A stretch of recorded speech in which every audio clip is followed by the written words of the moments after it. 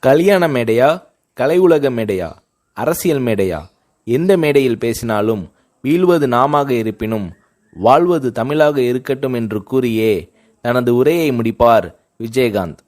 கலைஞர் கருணாநிதி அவர்களின் இந்த திருவாசகத்தை புரட்சி கலைஞர் விஜயகாந்த் அவர்கள் தன் இதய வாசகமாக வைத்து பேசி வருகிறார். காந்தியார் வலியுறுத்திய கதர் ஆடையே விஜயகாந்த் அவர்களின் ஒரிஜினல் ஆடை. சினிமா சம்பந்தப்பட்டது தவிர மற்றபடி எந்த விழாவாக இருந்தாலும் கதரே அணிவார் விஜயகாந்த். தன் அப்பாவிடமிருந்து கதர் அணியும் பழக்கத்தை கற்றுக்கொண்டவர் விஜயகாந்த்.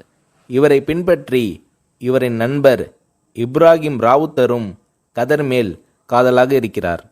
இந்த மதுரை நண்பர்களைப் போலவே அவர்களது தந்தைகளும் நண்பர்களாக காங்கிரஸ் கட்சிக்காரர்களாக இருந்தவர்கள்.